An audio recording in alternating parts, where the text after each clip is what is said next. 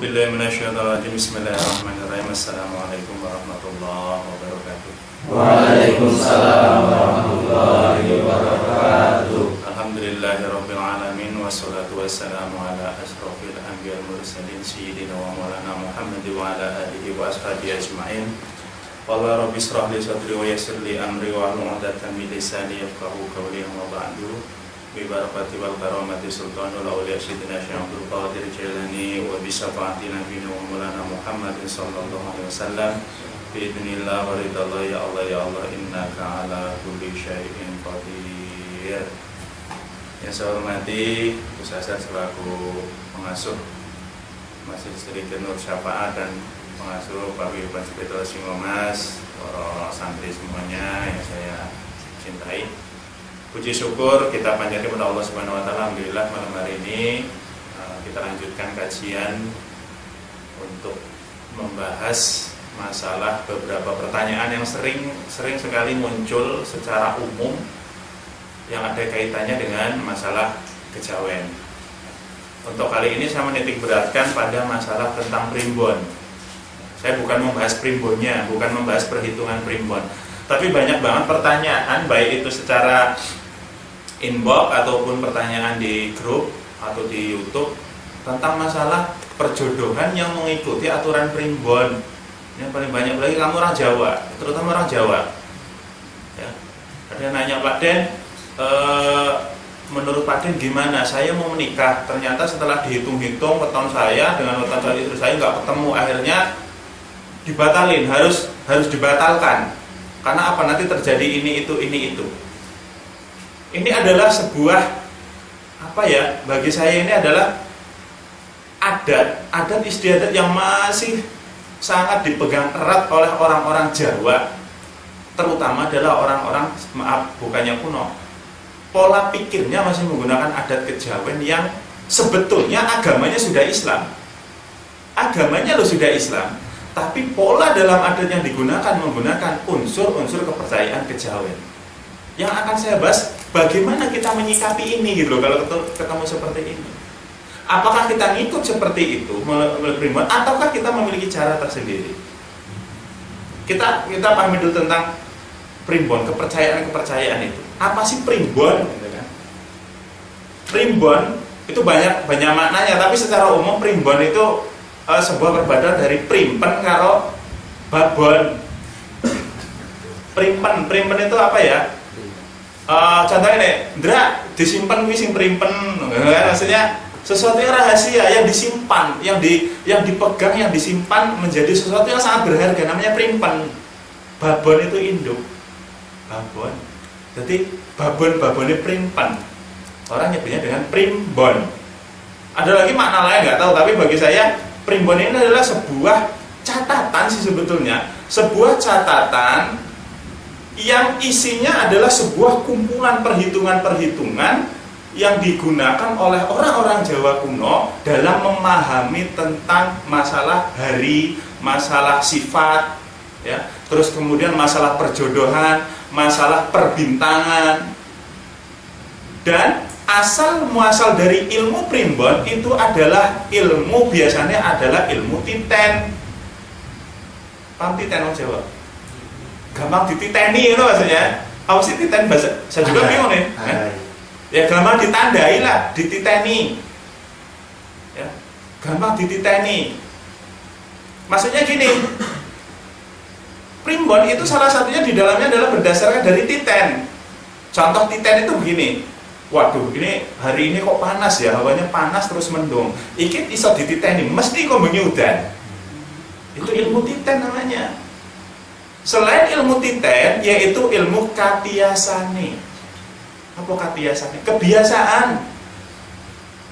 Wah, iki sisa dititeni biasane wis tambah ngono. Di rumah lagi asik-asik rokok, ada kuku masuk, kuku masuk. Waduh, iki biasane karo ana tamu iki. Jadi orang Jawa itu bahkan dari hewan, suara hewan saja, contoh perenjak, ya kan? Orang Jawa itu masih ingat, wah di rumah itu ada burung perenjak, ayat perenjak, ya, bunyi gitu, wah ini kan tamu sekolah. Ada kuku masuk di rumah betul-betul, padahal kuku kesasar. bahasanya, oh ini bakal ada tamu. Malam-malam ada burung, gagak wak-wak, oh ini perawane sopo ini sing meteng. Biasa ceritanya ngono. Ada di suatu desa di tempat saya begini, ada sebuah pohon di desa itu, pohonnya gede banget. Itu kalau dahannya sebelah selatan itu runtuh berat, langsung dititeni pakai ilmu titen.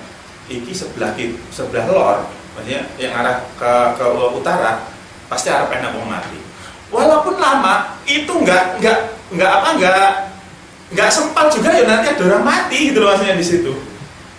Karena kebiasaan seperti itu. Jadi primbon itu bisa dibilang adalah sebuah catatan-catatan ya. Ada sebuah catatan kisah, terus hukum, doa-doa, ya dungo isinya, terus kisah-kisah, terus ada di situ kisah pewayangan. Ya.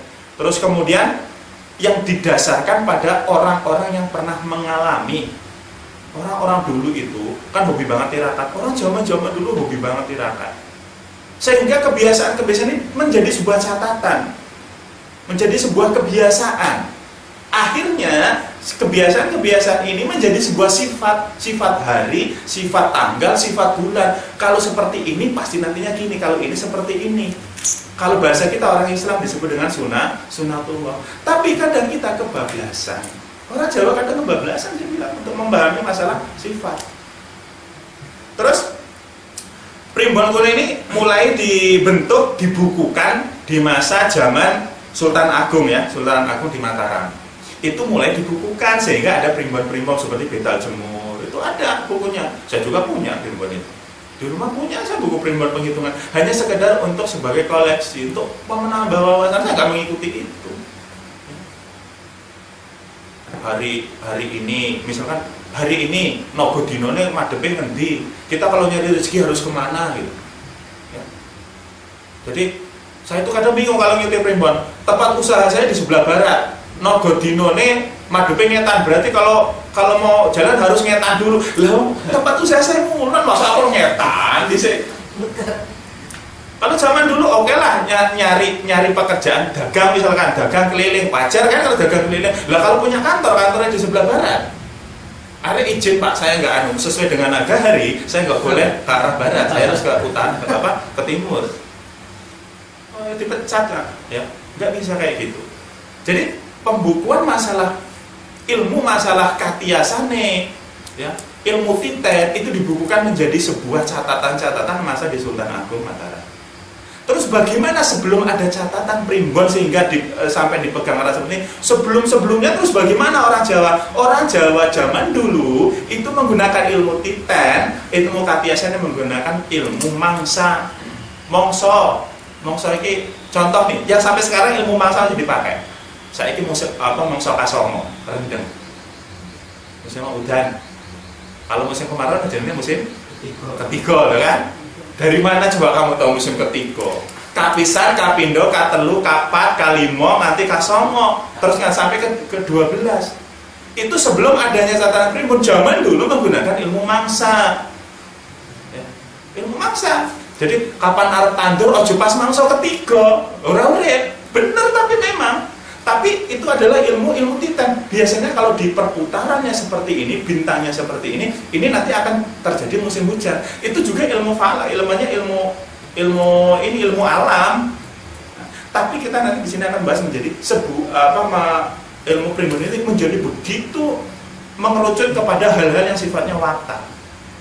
Kalau zaman dulu adalah mengikuti mangsa, kalau sekarang sudah ada perhitungan Jawanya, ya. Jadi mulai dibukukan di masa Sultan Agung Mataram.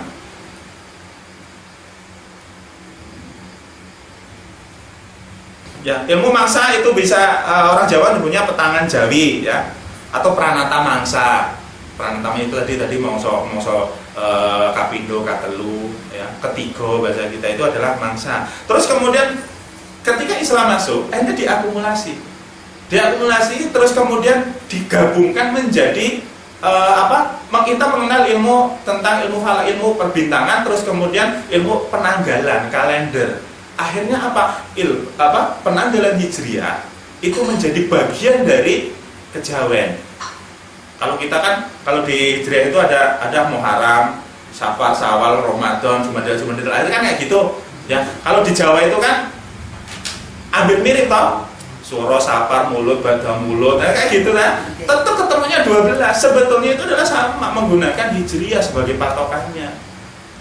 Tapi di dalam Islam kita tidak pernah mengenal bahwa hari Minggu, hari Isnin, hari Selasa, hari itu hari buruk, hari baik itu nggak ada. Tapi orang Jawa begitu begitu kuat cara pola pikirnya mencari sebuah sifat dari sebuah hari. Nah, sifat hari inilah yang nanti akan muncul dalam diri kita masing-masingnya, dipercayai oleh orang-orang kejawen. Akhirnya muncullah ilmu namanya weton, tanggal lahir, hari pasaran, pon wage kliwon, itu kan hari pasaran. Ya, ada legi dan sebagainya. Dari itu nanti digunggung, ditambah, dikurang. Akhirnya menjadi ketemunya ini. Kalau ketemunya ini nanti sifatnya ini, sifatnya ini, sifatnya. Ketemu ini dengan ini akhirnya nggak cocok. Ketemunya pati, ketemunya bolok, ketemunya aduh dan sebagainya. Akhirnya apa? Dari situlah yang jadi kepercayaan. Kalau dari hasil perhitungan ini menemukan sifat yang buruk ke dalam angka yang buruk, maka digagalkan. Terus masalah primbon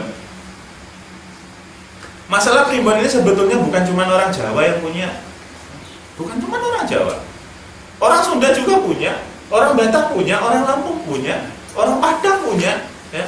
Maksudnya dalam artian primbon itu rata-rata berdasarkan kepada menilik tentang perputaran hari, bulan, tahun, ya. Terus kemudian nanti ada jam lagi, ada jam, dan itu semua sama dari tanggal, dari hari, dari tanggal, dari bulan, dari tahun itu nanti akan digunggung, ditambah, dikurang, dibagi dan sebagainya. Ini bukan cuma di orang Jawa. Ini contoh ya. Di kalender orang Sunda itu ada namanya Kala Sunda. Ya, ada Kartika, Margasira, Posya, Maga dan seterusnya. Terus nanti ada penentuan nilai untuk ketemu kalau dalam masa perjodohan baik apa buruk, itu contoh adalah Sri, Lunggu, Dunya, Lara, Pati. Itu ada. Jadi nanti kalau tanggal ini ketemunya apa? Dunya, apa ketemu Pati, apa ketemu Lara. Oh, kalau ketemu Pati, oh nanti ini pasangannya kalau dilanjutkan nanti mati gitu. Ya nggak usah dilanjutkan, lanjut juga tetap mati kan ini. Ini kalau ketemunya Lara nanti sakit-sakitan terus. Orang Sunda punya, orang Batak juga punya ya. Saya nyari-nyari ya, nanya sama orang Batak. Ada orang Batak itu untuk menentukan punya primbon namanya meniti hari. Meniti hari, ya, menghitung hari. Terus ada di situ hari baik, hari buruk, ada juga. Ya. Ada sipah sada, ada sipah dua, sipah tolu, sipah opak, sipah lidah, seterusnya itu ada di orang Batak. Ya. Ada penghitungan marhumba, marsoba, singa, marita, terus ada namanya itu simbolnya hewan-hewan, ada kerbau, ada cuyu, ada kambing, ada itu ada simbol-simbol. Kalau ketemu hari ini, oh ketemunya misalkan hitungannya pas ketemu yuyu gitu ya. Yuyu itu sifatnya apa? Oh ini baiknya kayak ini. Jadi primbon itu bukan melulu punya orang Jawa. Indonesia itu begitu kaya dengan adat istiadat sehingga primbon itu juga milik berbagai macam suku adat. Nah, sekarang yang saya bahas adalah masalah perjodohan. Masalah perjodohan. Banyak sekali pertanyaan tadi adalah harus menyikapi gimana sih? Gara-gara masalah weton, jodoh saya kandas. Jodohku kandas gara-gara weton. Jadi bagi saya, ketika Islam itu muncul, itu adalah menyempurnakan hal-hal yang sifatnya batil, yang sifatnya jahiliyah, yang sifatnya itu adalah musyrik, syirik, itu akan kembali kepada ketauhidan. Sifat dari Islam itu sebenarnya itu. Bukan berarti untuk menghancurkan kepercayaan yang ada, enggak. Tapi membenarkan hal yang sifatnya salah menjadi lurus. Jadi kalau kita merasa kita orang Jawa, kita memang tetap harus memegang erat namanya kejawen. Tapi tidak semua harus kita ikuti sampai hal yang sifatnya bertentangan dengan agama, itu nggak perlu ikuti. Kalau sifat dasarnya harus kita ikuti. Jawanilah bahasanya, yaitu sifat luhurnya orang Jawa itu yang harus kita ikuti. Tapi perhitungan ini, ketika kita nanti ketemu dengan yang bertentangan dengan hakikat ya syariat dalam Islam, maka kita tidak harus mengikuti itu. Sehingga Islam yang akan menjadi pegangan. Sebetulnya kalau kita mengikuti Islam semua itu luhur semua ajarannya, nggak ada yang nggak luhur kok Islam ini. Semua ajarannya luhur, bahkan tidak pernah bertentangan dengan ajaran kejawen itu sendiri, sifat keluhurannya. Tapi kalau masalah perhitungannya memang beda. Ilmu falaknya orang Islam dengan ilmu falaknya orang Jawa ada yang sama, ada yang beda. Jadi kenapa ya orang itu begitu mempercayai tentang hasil perhitungan dari masalah weton primbon? Yaitu tadi karena dari ilmu kebiasaan, ketiasane. Dan ditambah lagi dengan ilmu otak, atik, mato. Di otak, di atik, mato. Di otak, atik ketemu. Mato itu pas artinya. Di otak, atik ketemu. Ya. Ilmu otak, atik, mato itu zaman sampai hari ini orang modern aja masih pakai. Bahkan mengkait-kaitkan Al-Quran juga. Contoh nih, ilmu otak-atik mato. Kemarin gempa jam berapa, tanggal berapa, bulan berapa, tahun berapa, digunggung, ditambah ketemu ini, dicari di luar surat apa, dilalah ketemu kok ya pas tentang tsunami, pas tentang masalah itu tadi bencana. Terus kemudian Jokowi ini ditambah. Oh ketemunya ini suratnya ini, dilihat surat ini tentang apa? Oh sifatnya ini. Prabowo di gini, itu ilmu otak-atik mato loh. Nggak ada, maksudnya nggak ada dasarnya. Tapi itu tadi ketika ilmu otak-atik matuk, karena matuk pas dengan perkiraan, maka menjadi kepercayaan. Ilmu otak-atik matuk itu paling banyak dipakai orang tukang ngerumus togel. Ilmu otak-atik matuk. Jadi itu tadi. Jadi dari kebiasaan, dari ilmu yang dititipnya, dari hal-hal yang biasa terjadi inilah menjadi sebuah kepercayaan. Terus kalau orang Jawa mengaku, oh misalkan perhitungan hari ini menentukan, oh si ini Endra misalkan tanggal lahirnya misalnya satu Pahing, terus ini misalkan minggu Kliwon dan sebagainya, digunggung, wah nggak cocok, temunya Pati misal gitu ya. Artinya apa? Si keluarganya menyatakan jangan diteruskan daripada nanti tiba Pati, tiba sengsara. Nah, kenapa menjadi begitu yakin seperti ini? Nah, kenapa hal ini juga menjadi kadang bisa benar-benar terjadi? Itu tadi. Allah sebenarnya sudah mengasih gambaran. Sudah ngasih gambaran kepada kita bahwa sesuatu yang kita percayai itu adalah menjadi sebuah prasangka. Menjadi sebuah prasangka. Sehingga Allah berkata, "Ana inda dhanni 'abdi bi." Aku ini seperti prasangka hamba. Kalau kamu menghitung otak-atik matok ketemu ternyata pasti dan mempercayai bahwa dari perhitungan weton-weton itu dan kamu percaya bahwa itu nanti saya tibunya sengsara, kata Allah, kamu berarti sudah berprasangka seperti itu, maka itu yang kamu minta.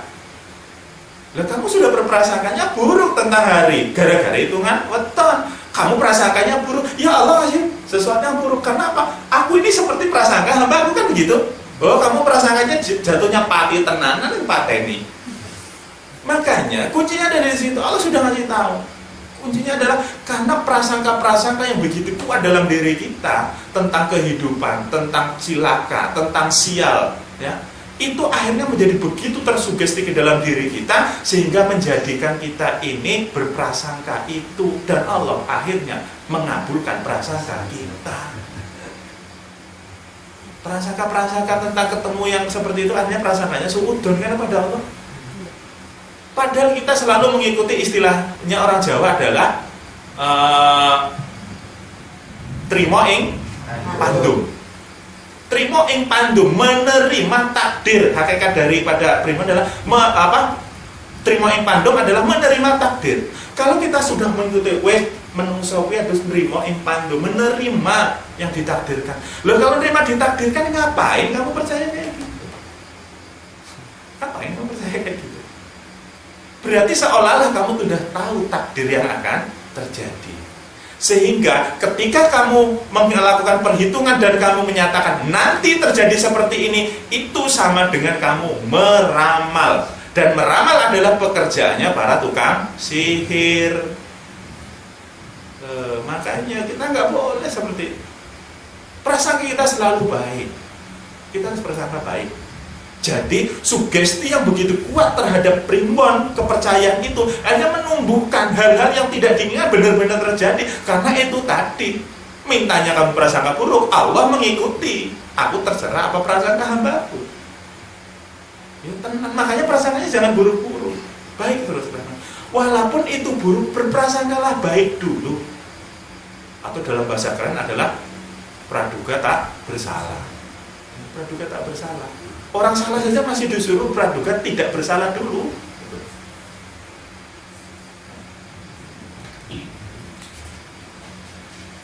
Terus lagi contoh, kalau masalah adat, antara adat yang satu dengan yang lain itu juga saling nanti bertentangan. Contoh nih, di Jawa itu bulan Suro, Muharram ya, Suro, bulan Suro itu kayaknya di Jawa nyari hajatan bulan Suro, mantu. Ya mantu ngijabin nikahan gede-gedean bulan Suro. Wis ta ora wani kok Jawa. Ya, bulan Suro kok mantu. Ya. Terus kembali coba kamu ke Lampung. Kebalik 180 derajat. Di Lampung itu malah justru kebalik, bulan Suro itu bulan suci, malah orang hajatan banyak. Istri saya orang Lampung loh. Saya kalau bulan Suro pulang ke kampung orang banyak orang hajatan nikah. Biasa aja tuh. Makanya orang Jawa kalau takut nikah di bulan Suro pergi ke Lampung. Ya. Nikah di Lampung. Orang bingung-bingung. Di Lampung itu bulan Suro malah rame. Lebaran Idul Fitri dengan Lebaran Haji itu sama ramenya kalau di Lampung, sama kayak di Madura. Madura itu Lebaran Haji rame malah. Di Lampung ini Lebaran Suro malah rame.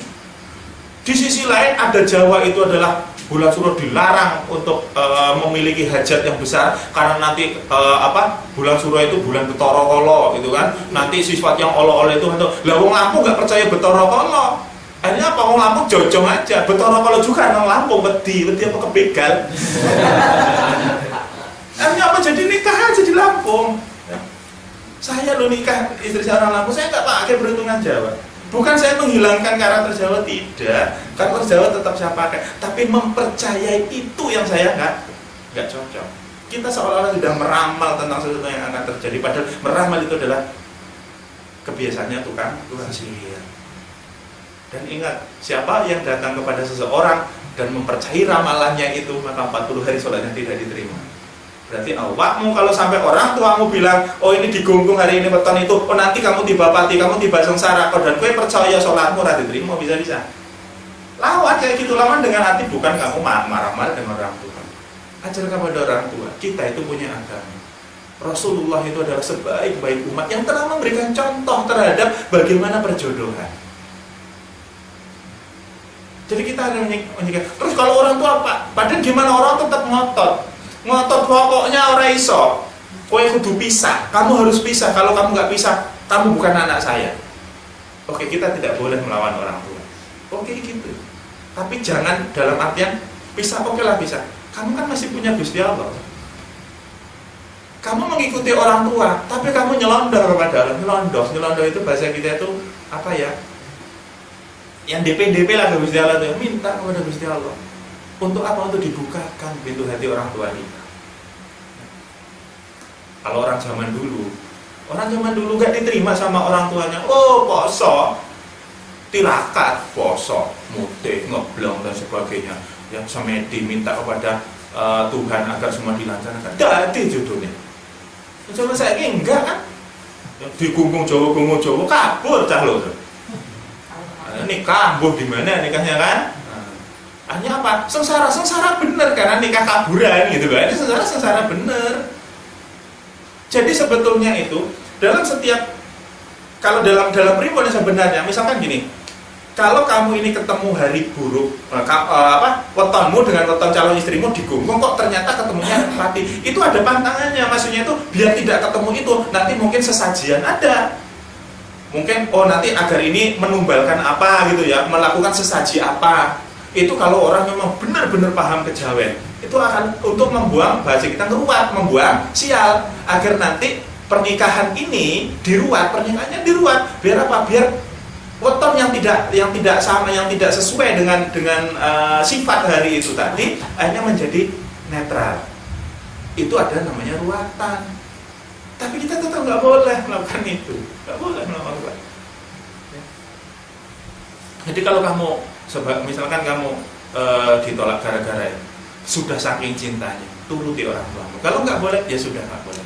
Tapi kamu jangan berdiam diri, nyelondoh karo Gusti Allah. Di sisi lain kamu menuruti orang tua, di sisi lain kamu juga melawan daripada kepercayaan orang tua. Bagaimana cara melawannya? Bukan dengan cara yang kasar, tapi dengan cara kamu pasrah kepada Allah. Puasa, ya. Puasa apa? Kalau Jawa enak puasa mutih telung dino, mutih seminggu. Apa? Untuk menempa diri kita. Ya, untuk menempa diri kita. Walau puasa mutih jangan digunakan untuk mencari pahala lo ya, haram hukumnya. Karena tidak diajarkan. Puasa mutih itu adalah puasa yang digunakan untuk membersihkan diri kita, dohir, terus kemudian ditambah keyakinan kita untuk membersihkan batin. Kalau niat puasa mutih kamu untuk mencari ridho Allah, itu nggak ada tuntunannya. Sunnah enggak, ya kan? Nggak ada. Makanya itu banyak dimusyrikkan oleh orang yang tidak suka dengan puasa-puasa yang seperti itu. Lu puasa mutih nggak boleh. Siapa yang bilang? Intinya pangan kok. Puasa mutih kan tetap makan, minum kan gitu loh. Hanya masalahnya nggak makan makanannya tertentu gitu aja. Tetap intinya makan. Gitu. Bagi saya nggak masalah kok. Atau misalkan puasa mutlak 1 minggu puasa. Ya. Ketika kamu kerja, ya oke, nuruti orang tua, puasa. Banyakin sholat malam, banyakin sholat hajat, banyakin sholat duha. Setiap pagi sholat duha. Terus kemudian malam sholat tahajud, sholat hajat. Minta kepada Allah apa yang harus diamalkan. Cari ayat nih ya, cari ayat di mana saya lupa. Di sini Nabi yang nggak punya anak, terus kemudian dia takut tidak memiliki keturunan, akhirnya anaknya adalah memiliki keturunan, dan keturunannya menjadi seorang yang begitu luar biasa, yaitu Nabi Zakaria. Nabi Zakaria, ya, nggak punya keturunan, sampai akhirnya punya keturunan. Doanya Nabi Zakaria itu di surat Al-Anbiya ayat 89. Kita nggak usah nyari doa-doa yang ambil dari Quran. Wa Zakaria idza nada'a rabbuhu rabbi la tadarri fardan wa anta khairul warisin. Ya Tuhanku, janganlah engkau membiarkan aku seorang diri, engkau lah ahli waris yang paling baik. Salah satu firman Allah yang bisa digunakan untuk doa melancarkan meminta jodoh, yaitu surat Al-Anbiya ayat 89. Itu doanya Nabi Zakaria. Pak, itu kan minta keturunan, minta anak. Lah kan anak orang bojo, ya orang anak, wis dadi paket kok. Maksudnya itu adalah meminta ya agar kamu bisa meneruskan. Jadi banyak doa itu banyak sih, minta jodoh itu banyak, ada doa minta jodoh untuk laki perempuan ada. Tapi bagi saya ambil yang dari Quran aja, doanya Nabi Zakaria. Ya. Banyakin, ya. 1000 misal kalau kuat ya untuk wiridan 1000. Terus kemudian kirim Fatihah kepada kedua orang tua kita agar dilembutkan hatinya. Ya, kirimkan Fatihah yang banyak, ya Allah, lembutkan hati orang tua saya. Kirimkan Fatihah. Terus kamu juga terus mikir. Nanti kalau suruh nikah, saya kalau kata orang, ya wes kamu misalkan kamu nggak boleh nikah sama itu karena ketemu harinya buruk. Akhirnya apa? Ya sudah, kamu nuruti, tapi saya juga nggak mau nikah. Biarkan Allah yang akan menikahkan saya. Kamu tirakat. Mulai lo masa sih wong tua iwar tego? Nggak tego ya. Apalagi Allah yang menunjukkan nanti. Ya insya Allah itu akan menjadi jodoh. Allah akan memberikan jalan. Sehebat-hebatnya weton, sehebat-hebatnya yang namanya ketemu hari baik hari buruk dan sebagainya, kalau Allah sudah berhendak terhadap nasibmu, terhadap takdirmu, nggak ada yang bisa menghalangi. Yang sulit adalah kita itu kadang nggak suruh tirakat, susah, nyerah, pasrah. Ya. Karena salah satu sifat manusia itu adalah ngeluh, ya. Lemah akhirnya ngeluh.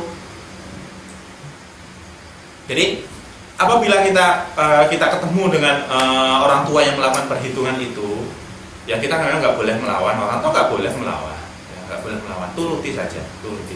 Ya udah, batalin nikahnya, itu udah nggak apa-apa. Tapi kamu jangan berdiam diri, minta sama Allah dengan cara itu seperti tadi. Puasa, entah itu puasa seminggu, entah puasa sunnah syukur Senin Kemis gitu ya. Tapi kalau Senin Kemis kan hari Selasa Rebunya kamu mah jojong-jojong aja. ya puasain, perbanyak puasa. Tapi puasa niatnya mutlak, bukan puasa sunnah. Puasa mutlak itu ya hukum dasar puasa, yaitu mutlak, yaitu adalah untuk mengekang diri hawa nafsu agar kita itu lebih khusyuk. Dengan puasa itu lebih khusyuk dalam berdoa. Kejar terus, ya minta sama Allah. Nggak mungkin lah Allah itu, nggak mungkin Allah itu tidak memberi, karena utmuni astajib. Berdoalah kepada aku, ini aku akan kabulkan. Hanya masalahnya tidak semua orang doa itu langsung dikabulkan, melalui sebuah proses. Melalui sebuah proses. Jadi kembali, apakah perhitungan primbon, masalah perhitungan perjodohan itu, ketemu ini ketemu itu sebetulnya salah? Salah kalau menurut ajaran Islam, salah kayak gitu. Itu meramal ujung-ujungnya. Seolah-olah bahasa kita itu weruh sedurunge winara, sok tahu sebelum semua terjadi. Memang ada orang punya ilmu weruh sedurunge winara, ada orang yang tahu sebelum terjadi, ada, tapi bukan tukang ramal loh. Orang yang memiliki kemampuan weruh sedurunge winara itu bukan peramal. Itu adalah orang yang memang diberi kemampuan oleh Allah, dan dia itu bukan sembarangan untuk memberikan apa yang dilihatnya itu adalah kepada orang itu, nggak mau. Beda dengan tukang ramal. Tukang ramal, wah, tampil di TV, prediksi 2019 gini. Ada orang bilang, oh itu punya ilmu weruh sedurunge winara. Bukan, itu tukang ramal namanya. Orang yang memiliki sifat weruh sedurunge winara itu benar-benar orangnya adalah terjaga akhlak. Benar-benar terjaga akhlaknya. Akhlaknya terjaga, ngomong nggak sembarangan. Bahkan dia ngomong itu kadang malah kepada orang yang takut, dia malah, misalkan ketika dia sedang dzikir, dia dapat pemahaman ternyata nanti akan terjadi gunung meletus gini. Dia malah takut untuk memberitakan itu. Dia malah nggak mau memberitakan itu, kecuali dia berbicara kepada orang yang memahami tentang itu. Sama-sama, misalkan kiai itu ada yang memiliki kemampuan itu. Dia juga bicaranya dengan kiai, nggak mungkin berbicara kepada sembarang orang, karena nanti dipahami sembarang orang itu bahaya gitu loh, malah menimbulkan ketakutan. Jadi bedakan orang yang weruh sedurunge winara dengan peramal itu beda. Peramal sifatnya itu adalah meramal dan membicarakan hasil ramalannya itu agar diketahui orang, itu namanya peramal. Tapi kalau weruh sedurunge winara itu sangat tersembunyi. Wong linuweh tukang ramal. Ya kelebihannya yang bintang ramal itu memang. Jadi itu tadi masalah kalau jodoh, kita sebagai seorang muslim, ya, patokan kita adalah syariat Islam, Quran, hadis sebagai patokannya.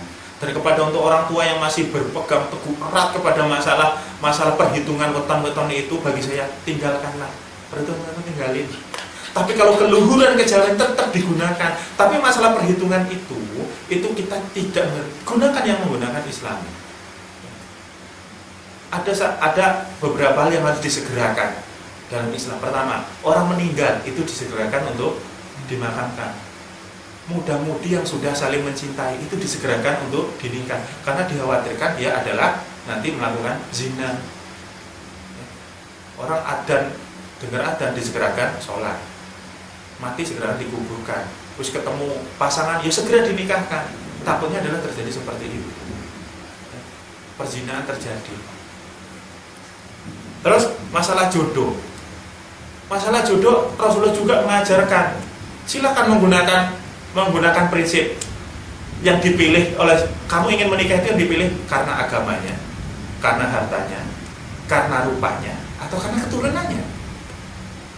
Rasul sudah mengajarkan silakan pilih mana. Semuanya memiliki resiko. Apakah kamu memilih jodohmu itu terpakut karena rupa, karena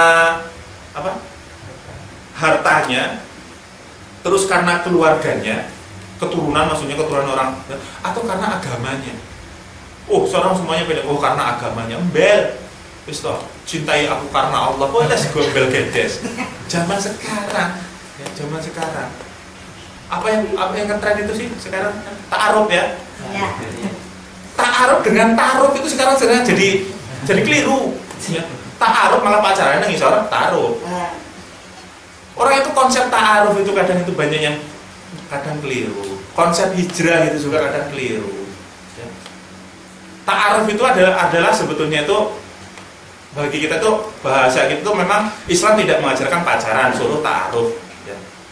Cuman itu kadang Di online itu ada malah situs yang untuk ta'aruf, yang mengajukan proposal, gitu kan? Mengajukan proposal, terus kemudian nanti dilihat, disetorkan kepada keluarganya, dicek ini benar apa enggak. Namanya proposal kayak gitu loh, bisa diakalin kok. Ya.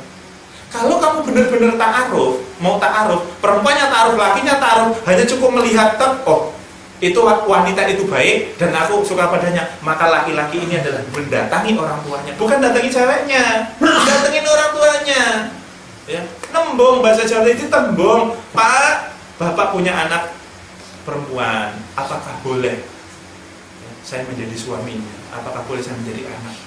Ya dilihat dulu apakah kamu cocok apa enggak, rupamu kaya ngopo, ibadahmu kaya ngopo, turunanmu kaya ngopo, menjadi bibit bebek bobotnya dilihat, ya kan?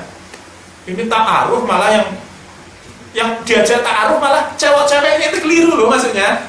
Ada cewek ngajak, yuk kita ta'arufan, itu bukan kayak gitu ta'aruf. Ta'aruf itu laki-laki itu umumnya adalah tidak pernah, malah justru nggak mengenal perempuannya, hanya tahu tentang perempuan itu, tahu gitu loh. Tahu terus kemudian laki-laki ini mendatangi orang tuanya si perempuan. Nah terus nanti dilihat dulu sebenarnya akhirnya orang tuanya ini ngomong ke putrinya, kamu mau nggak menikah dilamar oleh si ini. Kalau kata putrinya dilihat sifat ini menurut orang tua ini bagus dan sebagainya, terjadilah pernikahan. Itu namanya pernikahan dari ta'aruf. Ya konsep ta'aruf itu sekarang gara-gara untuk menghindari pacaran gitu hanya menggunakan si ta'aruf, yang ta'aruf itu bagi saya juga keliru. Saya punya sih saudara gitu ya, ya saya bilang ta'aruf sih bukan ta'aruf. Jadi itu dari Jawa perempuan nih, dari Jawa perempuan.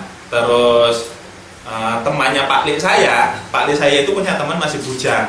Nah Pak Lek saya ini punya adik iparnya itu suruh datang ke sini ya, dari Jawa suruh datang ke sini, terus kemudian suruh bantu di sini, kerja di sini. Nah temannya Pak Lek saya karena setiap hari bareng gitu loh, bareng mengajar sekolah bareng.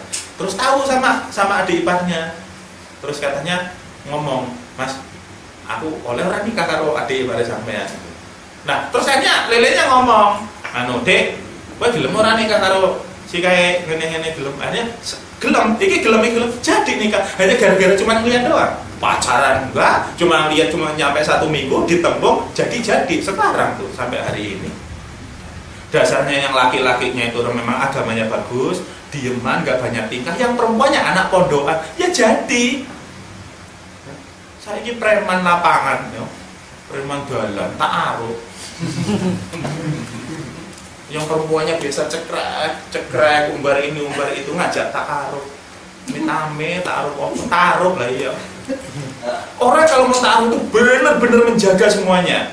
Itu benar-benar nanti hasil ta'arufnya bagus. Menjaga sifat, menjaga perilaku, menjaga akhlak. Jadi kalau dua-duanya yang benar-benar ta'aruf, laki-laki perempuannya memiliki sifat yang sama, yaitu saling menjaga semuanya dari perilaku sifat. Bahkan di sosmed pun mereka sangat berhati-hati. Itu mungkin akan terjadi hal yang baik. Sekarang sebelum di sosmed itu gembar-gembor gitu ya. Ambilnya ngomongnya hijrah katanya. Wah, yang biasanya kan kalau dilihat, yang bisa diajak ta'aruf itu biasanya yang ya muslimat lah ya.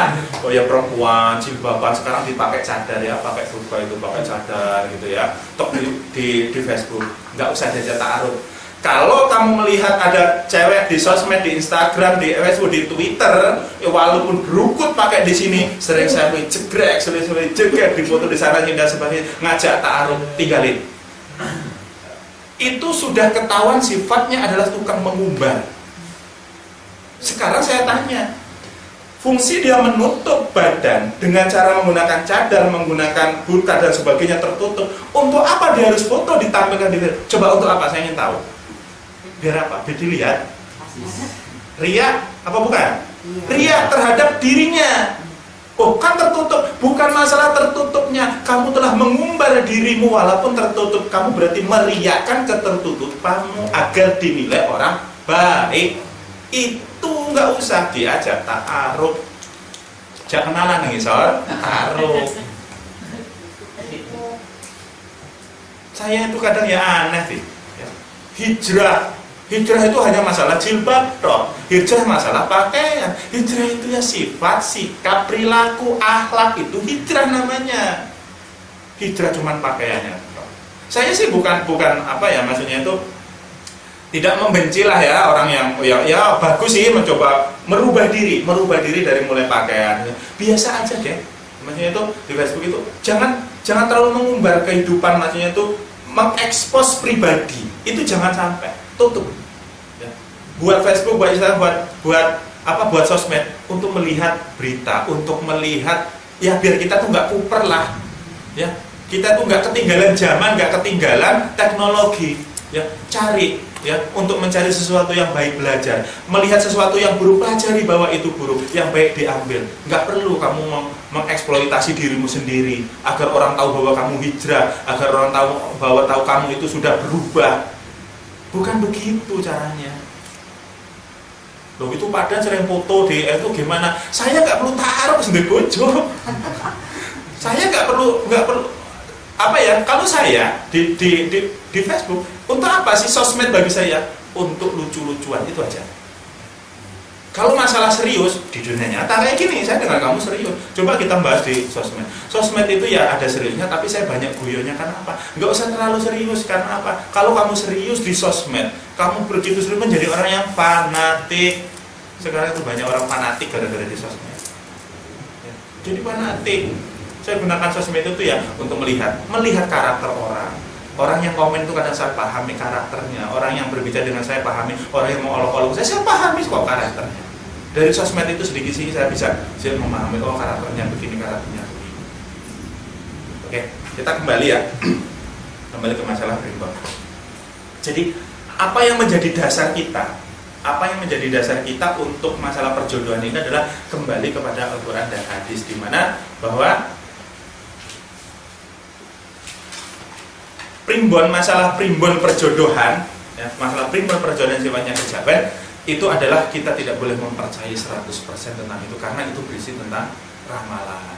Kalau masalah nanti digunggung, nilainya digunggung, ini digunggung, dan terjadi ini pati, terjadi ini lara, terjadi ini dan sebagainya, dan ternyata benar nanti terjadi seperti itu, ingat Allah sudah memberikan gambaran itu di dalam Al-Quran. Seperti Anissa, Allah hendak memberikan keringan kepada manusia dijadikan bersifat lemah. Ingat, manusia sifatnya lemah. Manusia itu diberi sifat lemah untuk meringankan. Seandainya manusia itu diberi kekuatan yang tinggi, maka ibadahnya berkali lipat. Kita itu loh suruh sholat itu cuma 5 waktu. Karena apa? Lemah kita. Suruh 5 waktu saja kadang berat banget. Kita dilemahkan oleh Allah, dijadikan makhluk yang lemah agar kita itu menjadi ringan. Kewajibannya diringankan oleh Allah, nggak berat kewajibannya. Terus kemudian masalah kehidupan kita menemui hal yang buruk. Di surat Al-Baqarah 155, dan sungguh kami akan memberimu cobaan berupa sedikit ketakutan. Kita akan diberi ujian tentang ketakutan. Terus kemudian kelaparan, kekurangan harta, miskin. Terus kemudian kekurangan buah-buahan, maksudnya itu paceklik. Terus kemudian dan sampaikanlah berita gembira kepada orang-orang yang sabar. Dalam artian, jika suatu saat kita menjalani kehidupan ini setelah berumah tangga, maka kita pasti akan ketemu tentang cobaan ini yang sudah dinaskan oleh Allah. Pertama, ketakutan, was-was. Was-was itu meliputi was-was tentang nanti gimana, nanti anak saya makannya apa, nanti saya mau tak kasih makan apa. Oh bingung, parah nih sego. Nanti bagaimana kelanjutannya, akan diberi was-was dalam diri kita. Terus diberi ketakutan, pasti ya, pasti akan diberi ketakutan. Diberi kekurangan, kemiskinan, kamu akan diuji oleh harta, dimiskinkan dulu ya, dimiskinkan dulu.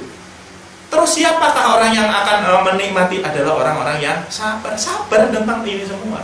Jadi kalau ada weton ini ditambah ini dia, nanti kamu terjadi miskin dan sebagainya, nggak usah takut loh, Allah sudah menentukan di Al-Baqarah 155 pasti akan ketemu ini. Pasti akan ketemu ini. Jadi kalau ketemu nanti saya nanti ini ketemu pati, berarti memang sesuai dengan Al-Qur'an kok. Berarti sesuai kan dengan Al-Qur'an? Ngapain takut? Allah sudah memberikan kunci. Kalau kamu dikasih ketakutan, kelaparan dan sebagainya, apa kuncinya? Sabar, yaitu sabar dan tawakal. Itu tok yang diminta oleh Allah. Terus lagi di At-Taghabun 15, sesungguhnya harta kalian dan anak-anak kalian hanyalah cobaan. Sesungguhnya harta kalian dan anak-anak kalian hanyalah cobaan. Kamu dikasih kaya, diketemu setelah di weton digunggung diketemu ini dibagi ketemu, ini nanti ketemunya rezekinya bagus. Ingat, kembali ke sini, hartamu dan anakmu adalah cobaan. Suatu saat hartamu dan anak-anakmu itu akan menjadi sesuatu yang merepotkan dirimu. Anak dan harta nanti akan merepotkan kita. Itu sudah pasti. Berapa menit? 3 menit. Hah? 3 menit. 3 menit lagi.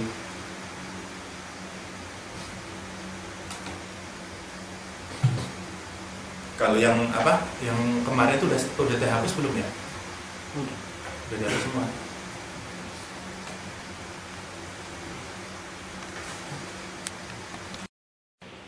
Udah rekap belum? Udah. Baik, saya lanjutkan.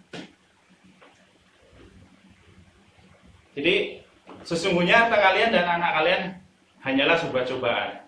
Walaupun hidupmu diambil dari primbon, ternyata di situ ketemu angka yang baik, tetap nanti akan ketemu cobaan. Tetap akan ketemu cobaan. Terus kemudian manusia itu suka mengeluh atau keluh kesah apabila ditimpa kesusahan dan berkeluh kesah. Itu sudah menjadi sifat dasar kita. Kita tuh sering berkeluh kesah. Agar apa? Apakah itu normal? Dengan adanya berkeluh kesah, maka kita mau berdoa kepada Allah. Karena kita mengikuti bahwa kita ini adalah makhluk yang lemah. Nah, terus masalah perjodohan ini kalau dibahas di masalah firman Allah ya, masalah firman Allah di surat Ad-Dariyat, dan segala sesuatu kami ciptakan berpasang-pasangan supaya kamu mengingat kebesaran Allah. Ini sebagai dasar dalil bahwasanya dalam kehidupan makhluk diciptakan oleh Allah itu berpasang-pasangan, terutama adalah makhluk yang bernyawa berpasang-pasangan, sehingga dalil ini adalah menjadi dalil kuat untuk mengharamkan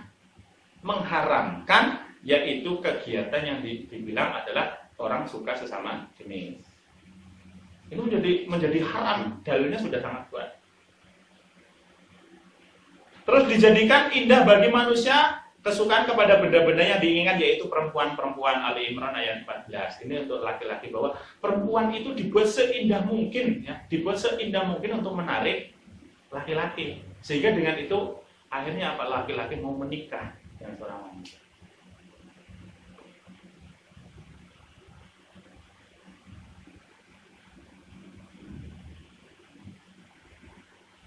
Nah, terus nih, kunci dari ta'aruf, tentang ta'aruf itu di Al-Maidah ayat 5. Ya. Dan dihalalkan mengawini wanita yang menjaga kehormatan di antara wanita-wanita yang beriman, dan wanita-wanita yang menjaga kehormatan di antara orang-orang yang diberi Alkitab sebelum kamu. Bila kamu telah membayar mas kawin mereka dengan maksud menikahnya, tidak dengan maksud berzina. Wanita-wanita yang menjaga kehormatan, yaitu berakhlak yang baik, bersifat yang baik. Ya. Ini adalah wanita-wanita yang bagi lelaki itu adalah itu yang harus dicari, yang harus dikejar. Yang harus dikejar. Dan untuk mengawininya, maksudnya di sini adalah membayar mas kawin. Membayar mas kawin dalam artian ini adalah menikahi dengan cara adalah kamu mendatangi kedua orang tuanya dan memintanya. Apabila diizinkan kamu maka membayar mas kawin itu dengan cara menikahi, dan sifat tujuannya adalah bukan untuk menghalalkan zina. Salah satu menghalalkan zina itu adalah dengan cara menikah.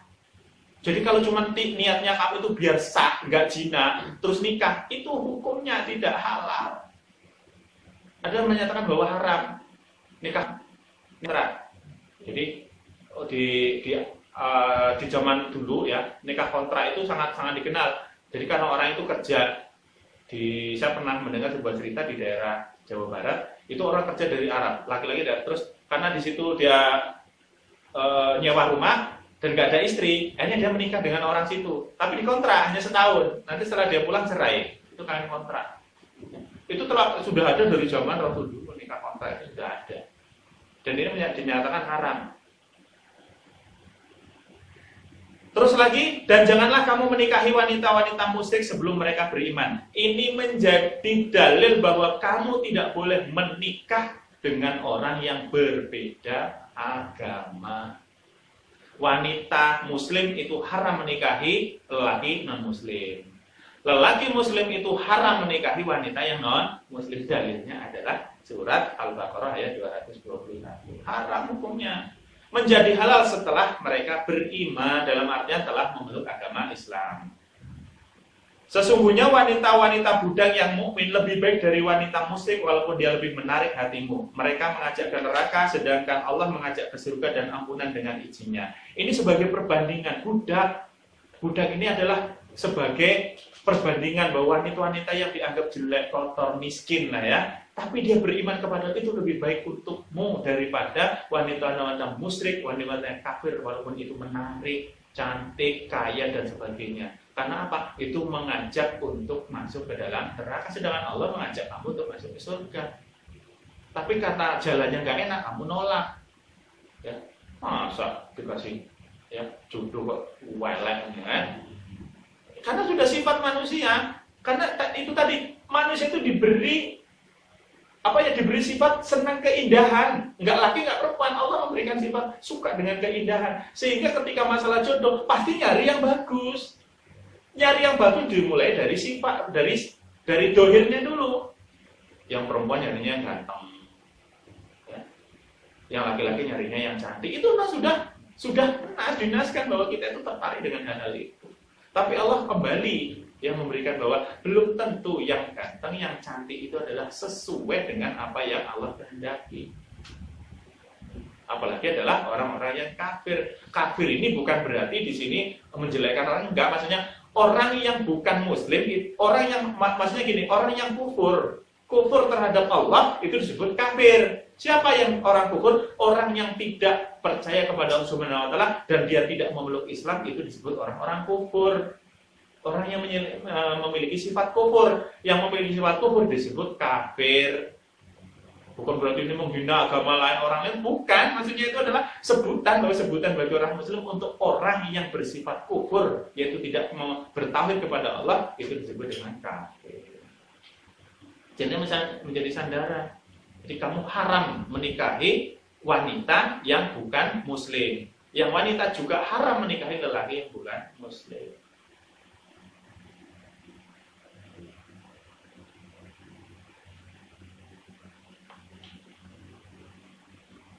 Terus ada pernah nanya begini, ada surat An-Nur ayat 26, yang intinya penggalannya begini. Laki-laki yang baik adalah untuk perempuan yang baik, perempuan yang baik adalah untuk laki-laki yang baik pula. Ini sebenarnya panjang, tapi ini saya penggal. Ini yang paling jadi pertanyaan. Terus gimana kalau kita mengikuti Al-Quran? Berarti kita harus mencari wanita yang baik. Ya memang harus. Wanita harus mencari laki, iya. Dan terus gimana kalau ternyata istri saya ini double konsulat angel, ya suami saya ini pecicilan, ya terus kemudian penjahat, garong, koruptor, terus gimana? Apakah saya harus bercerai gara-gara melihat ayat ini? Kita kembali ke asbabun nuzulnya surat ini. Hanya gara-gara ini akhirnya menjadi kebimbangan. Ya. Ada yang pernah nanya kayak gini, Pak Den, suami saya ini dari dulu itu susah untuk apa? Untuk beribadah, gampang sering judi, sering mabuk-mabukan. Gara-gara ayat ini Pak, apa saya harus cerai ya Pak? Gara-gara ketemu ayat ini, bahwa lelaki yang baik untuk wanita yang baik, wanita yang baik untuk lelaki yang baik. Saya bilang, Bu, bukan itu loh maksud ayat itu. Ayat ini, ya An-Nur ayat 26 ini turun ketika istri Nabi, siapa yang paling muda? Siti Aisyah itu ketika melakukan perjalanan, dia tertinggal di belakang, ada sesuatu yang ketinggalan. Nah, karena Siti Aisyah sendiri, hanya ada sahabat sopan yang menemani Aisyah ini loh, sehingga hanya orang dua ini, Aisyah dan sopan ini, terakhir sendiri nyampe di tempat peristirahatan, sehingga muncullah di situ fitnah yang menyatakan bahwa Siti Aisyah itu melakukan perbuatan tercela dengan sahabat. Bahasa kita selingkuh lah bahasanya. Dari itulah muncul hanya untuk menenangkan Rasulullah dan menenangkan umatnya agar bahwa Siti Aisyah itu orang yang baik. Orang baik itu hanya untuk orang baik. Yang buruk hanya untuk orang buruk. Muncullah ayat ini sehingga hati Rasulullah menjadi tentram dan adil, Allah telah memberikan itu. Maksudnya ini adalah untuk membantah orang-orang yang memfitnah istri Rasulullah itu adalah berselingkuh dengan sahabat ketika melakukan perjalanan. Ini asal muasalnya. Artinya bahwa Siti Aisyah itu orang yang baik, jujur dia, jujur. Bahwa menyatakan, bahwa ditanya apa Aisyah melakukan perbuatan yang tercela bersama sahabat. Aisyah menyatakan tidak, mereka tidak melakukan apa-apa. Dan sahabat tidak percaya karena mereka tetap tinggal jauh berdua di belakang. Ya. Kalau kamu nggak tahu sekarang ditinggal sendirian berdua sama saya nggak tahu. Karena Rasulullah ini terjaga istrinya Aisyah itu adalah wanita yang baik. Jadi muncul yang ini. Jadi nggak usah bahas ini lagi, nggak usah bahas. Berarti perempuan yang baik hanya untuk laki-laki yang buruk, untuk yang buruk. Terus kemudian laki buruk untuk wanita buruk untuk yang buruk. Jadi ini hanya sebuah kisah mengisahkan tentang keadilan Allah, memberikan keadilan kepada Siti Aisyah di waktu itu, menyatakan bahwa Aisyah adalah wanita yang baik dan ditemukan oleh orang yang baik. Siapa? Yaitu Rasulullah sendiri. Jadi kalau ketemu wanita-wanita yang baik, hati-hati, jangan gampang memfitnah ketika ketemu orang-orang yang baik. Allah tidak terima ketika ada wanita yang baik, lelaki yang baik difitnah masalah gara-gara masalah perselingkuhan.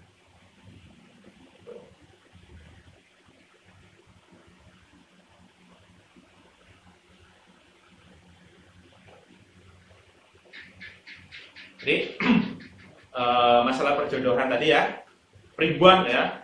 Primbon itu primpen dan babon. Jadi sikap kita, bagaimana sikap kita tentang menyikapi tentang orang yang masih percaya tentang primbon perjodohan, tentang percaya hari baik hari buruk.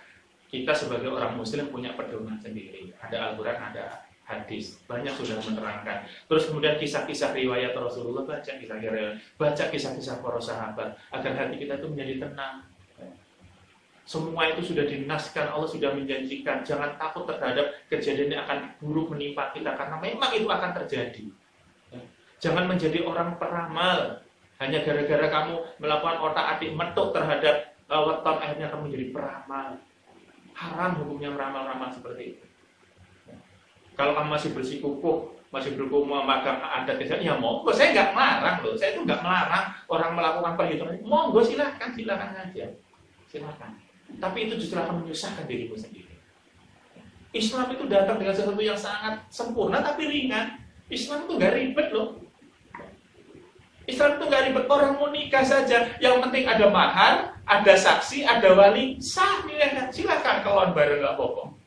Lah kalau mengikuti adat, waduh, mengikuti adat itu ya Allah, udah biayanya habis banyak, ya, waktunya lama, capek dan sebagainya. Aduh, ini hanya apa, mengikuti budaya-budaya seperti itu sebetulnya malah memberatkan kamu loh. Benar aja, memberatkan kita. Kemarin belum lama ini ada teman saya itu ngurus, saya lagi ngurut, ya, tak tunggu lama, kata teman saya ini, kok lama sih? Ini tadi ngurut di tempat Pak ini katanya, lagi ribut di rumah.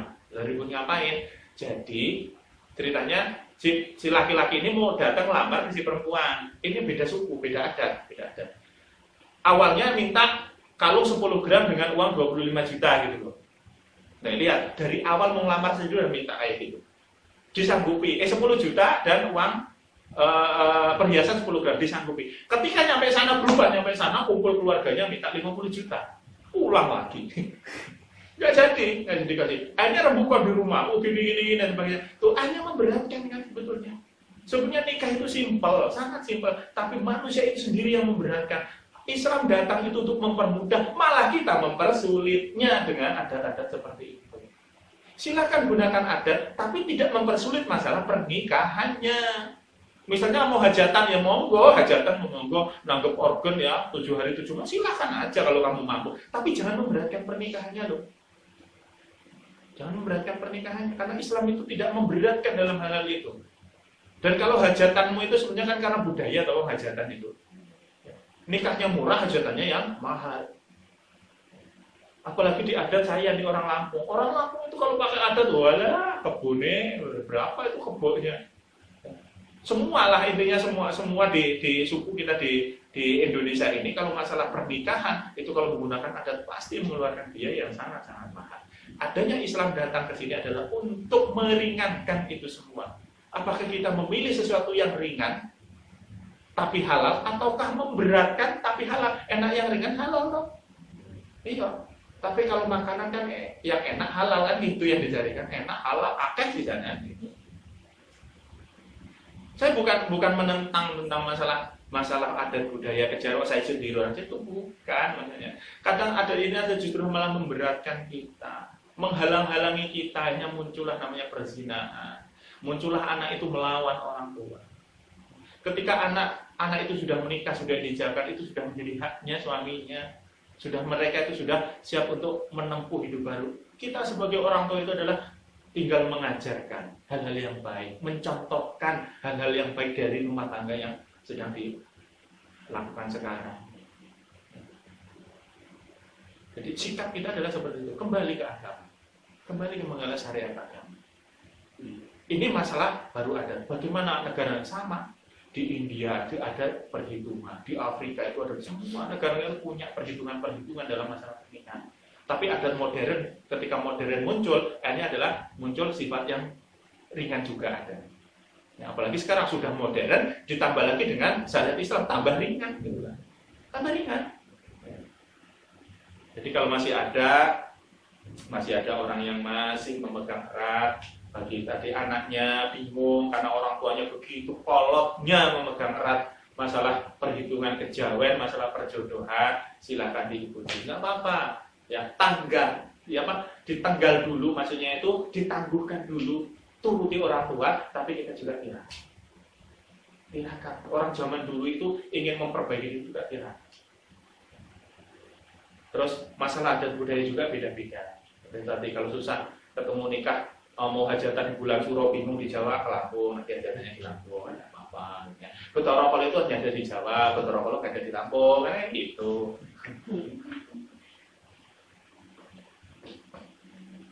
Terus kalau masalah takdir ya, kadang kita tadi saya sudah menyinggung, nerimo ing pandu, berarti itu nerima takdir. Ada juga yang masalah takdir.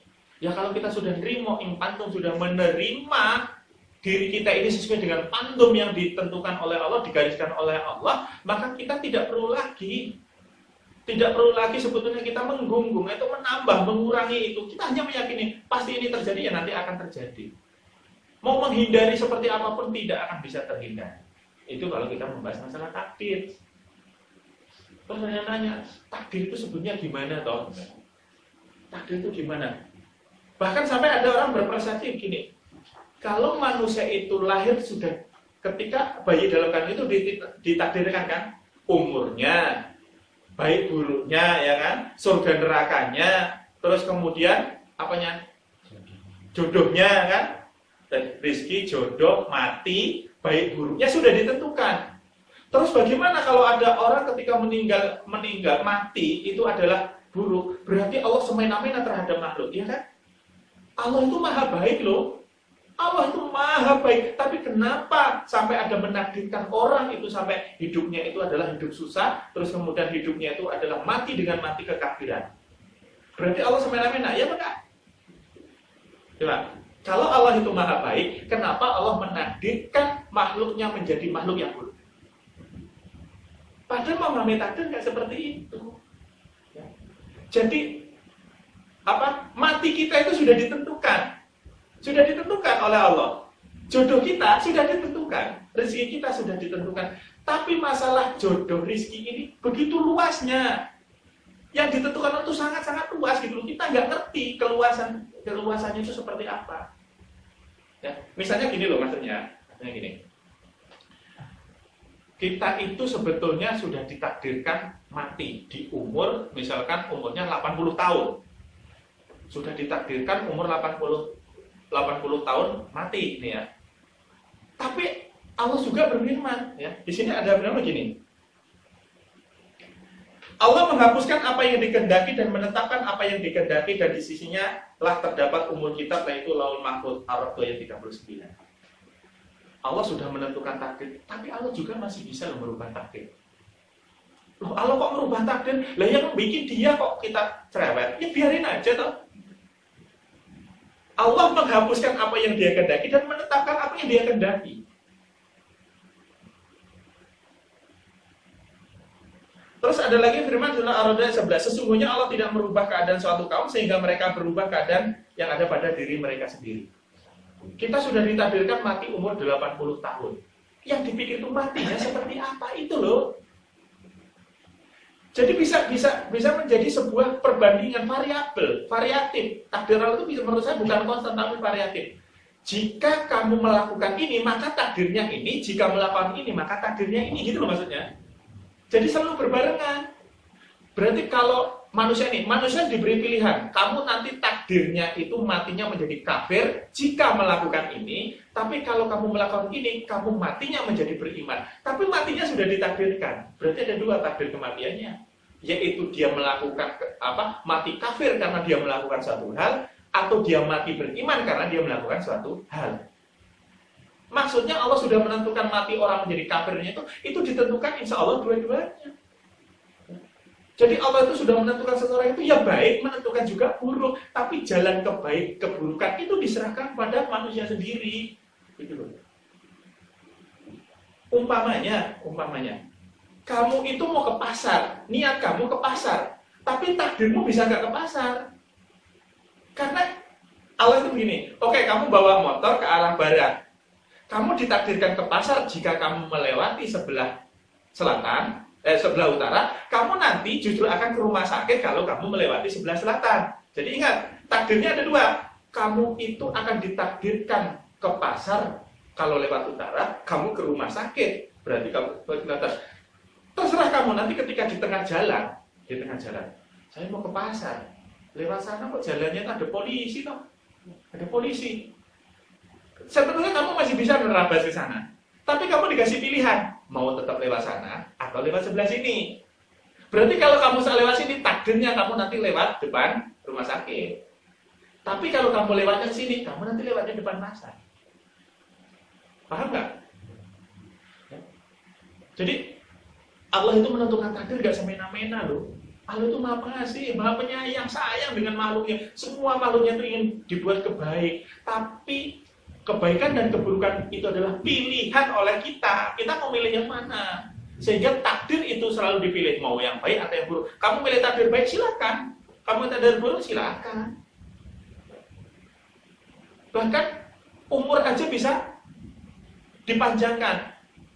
Apa kata Rasul? Kalau kita sering bersedekah, bandar bersilaturahmi, kita menambahkan panjang umur. Ada kan itu hadisnya? Kalau kamu bersedekah, bersilaturahmi kepada saudaramu, itu memanjangkan umur. Berarti